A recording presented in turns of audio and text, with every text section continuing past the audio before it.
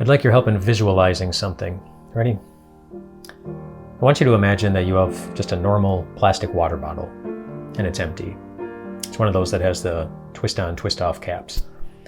And you don't want it to be empty, you want it to be full, so you take it up to one of those water bottle fillers where you can fill your water bottle, and you put it underneath the water bottle filler, and the sensor senses that it's there and starts to fill your water bottle, and it starts filling it up, and then to eventually the place where it is full. In fact, it overflows a little bit because you wanted it to be so full, and you pull it away from the water bottle filler, but before you put the cap on, you put a marble inside the water bottle, and then you put the cap on, and the water bottle is still full. Because the cap is on, no matter which direction you turn that water bottle, no water is going to fall out. It's going to continue to be full. And wherever the marble goes within that water bottle, as you twist it and turn it, it's going to be surrounded by water because the water bottle is full. I'm telling you that to illustrate something that Psalm 33 tells us, something that is very good news for you wherever you are in the world, whatever kind of condition you happen to be in right now.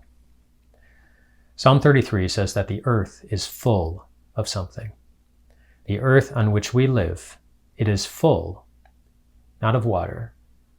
It is full of God's unfailing love. And if the earth is full of God's unfailing love, it means that no matter where life has dropped you at the moment, if it's a place that's incredibly comfortable, or a place that's not at all comfortable, it means you're still surrounded by God's love. It means God is not going to fail to love you. And this doesn't just apply to places where you are in life, like physical places. It also applies if you are currently in a place of worry or fear or loneliness or guilt, or a place where you have been confronted with your own weakness and it hurts. Because the earth is full of God's unfailing love, there's a promise there. It's a promise that wherever you are, whatever condition you happen to be in, for whatever reason, God is not going to fail to love you. And God knows that sometimes it looks like we are in places where God either can't love us or isn't loving us, or a place where He will not choose to love us. Jesus knows that too. And so do the people who are watching Him die on a cross. And try to visualize yourself being there. As Jesus was surrounded by His enemies, as He was covered with His own blood, as the sky in the middle of the day turned pitch dark, it didn't look like God was loving anyone. But that is the day, my friends, where God was loving you in the best ways of all, promising to love you no matter what it would cost Him, no matter what place He would have to go to, no matter what pain He would have to endure. He wasn't going to fail to love you. And He didn't. He loved you then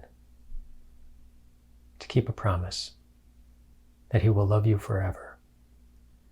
And now, for a while, as we live in this earth where it's sometimes hard to see God's love, it'll be a struggle sometimes, which is why the holding on to the promise of God's love is so important, and the assurance of God's forgiving love that was given to us at the cross. Holding on to those truths by faith. But one day you won't need faith anymore. Because one day you'll open your eyes and see the Jesus who was pierced for you standing right in front of you, welcoming you to paradise. And when He calls it paradise, He means it. It means it will be the best place of all. A place where you will not only feel God's love, but you'll see it, and you'll be living in it in that way, not just for a little bit, but forever. The earth is full of God's unfailing love. there isn't a place that you can go where you will not be loved by God. Rest well tonight, my friends.